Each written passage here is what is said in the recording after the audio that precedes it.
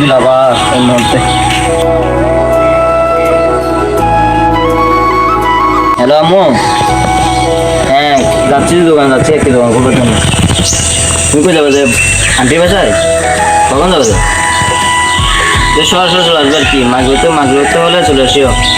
রাস্তাঘাট বেশি খারাপ তো, গাড়ি ঘোড়া দেখে আসিও, সাবধানে যাই। হ্যাঁ আমি এখন যাচ্ছি দোকান করবার জন্য। আচ্ছা ঠিক আছে, তুমি সকাল সকাল চলে আসো সরাসরি, আসতে দিকে যাই, রাস্তাঘাট চাই আর কিছু হলে আমাকে বললে। ঠিক আছে।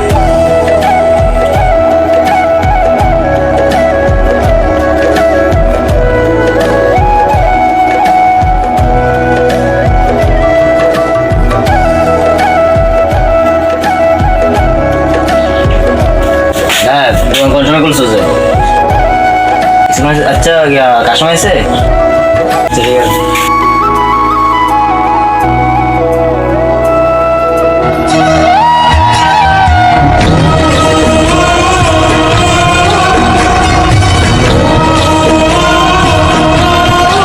সব এখানে একজন মানুষ অ্যাক্সিডেন্ট করছে, তো জরুরি পানি খুঁজতেছে। একটু পানি আছে? পানি পানি পানি নেই, পানি শেষ হয়ে গেছে।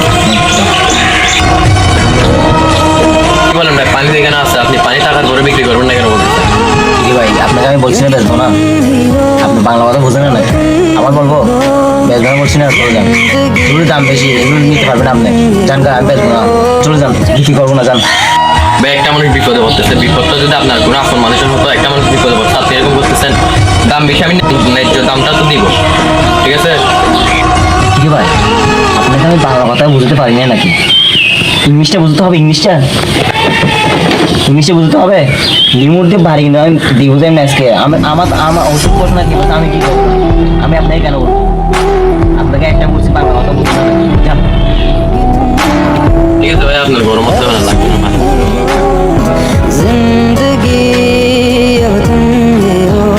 মানুষ বাংলা হয়তো নবল যাতে ইংরেজি হয়, এত বুঝো আমি দৌড় দিই, এত দাঁড়ি কিন্তু দিত আমি চিন্তাটা বললাম না, দাম বেচছি না বাড়া, আমার দরকার দেয়।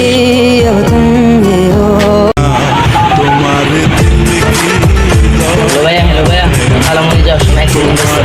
আমি আর একজন মানুষ ওনাকে ডাক্তার কাছে নিয়ে গেছি, যিনি আছে উনি একজন ডাক্তার। আমি তোমাকে একটা ঠিকানা দিচ্ছি, তুমি তাড়াতাড়ি ঠিকানা বরাবর চলে আসো প্লিজ। ভাই তুমি টেনশন করিও না, তুমি তাড়াতাড়ি চলে আসো, এতটাও সিরিয়াস কিছু নেই, তুমি তাড়াতাড়ি ঠিকানা বরাবর চলে আসো। শাহরুখ খান মিছি,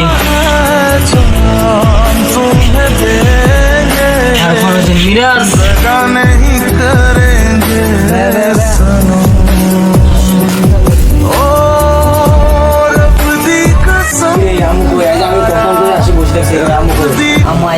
আমাদের সিরিয়াল দিয়েছে, সিরিয়াল শেষে ডাক্তার কি বলো, আমি এতক্ষণ বসে আছি, আমি ওখানে ব্যবস্থা করতে ডাক্তার চলে যাও, তুমি ডাকে চলে আসবে, সিরিয়াল আসে ডাক্তার বলছে, একটু ধৈর্য ধরে বসো।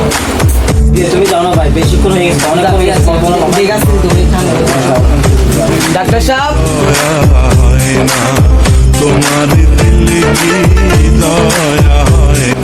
ভাই ভাই চলো, ডাক্তার চলে চলে। তুই রঙিলা রে রূপের আগুনে হৃদয়ে পড়ে, শুনলে সুজন আমি বলি যে তোরে চাঁদ ভেবে আপনি? জি জি আমি আর কি, কেন কেন কি হয়েছিল, আমাকে চিনেন? জি আমি আপনাকে চিনি। ঝলকে মন নিল বলকে, তোরে ছাড়া আমি বাঁচি কি করে, শুনলে সুজন আমি বলি জি বসেন বসেন বসেন বসেন না, রিল্যাক্স হন। জি আমি মহান আল্লাহ তাআলা ঘটনাকে কোথায় নিয়ে গেছে দেখছেন? আপনি পর মনে করে, আরেকজন পর মনে করে তাকে বিপদে হেল্প করেন, কিন্তু দুর্ভাগ্যবশত এটা আপনার মা। বিশেষ করেন, এটা মহান আল্লাহ তাআলা কিন্তু ইসলামে বলে নাই যে অন্যের বিপদকে নিজের বিপদ মনে করো, কিন্তু আমি বলি অন্যের বিপদকে নিজের বিপদ মনে করবেন। কেননা অন্যের বিপদকে নিজের বিপদ মনে করাটা আমি কেন বলতেছি, এটা কিন্তু ইসলামে বলে নাই, এটা বলতেছি কারণ এখনকার মানুষ আরেকজনের বিপদে হেল্প করতে হিংসা আনে, মনের ভিতর হিংসা আনে। তো আমি যখন বলতেছি অন্যের বিপদকে নিজের বিপদ মনে করবেন, তখন হিংসাটা আর আসবে না, কেননা এটা আপনি নিজের বিপদ যখন মনে করবেন তখন মন খুলে হেল্প করতে পারবেন। ইসলামী মোতাবেক ইসলামে কিন্তু বলছে অন্যের বিপদে হেল্প করেন।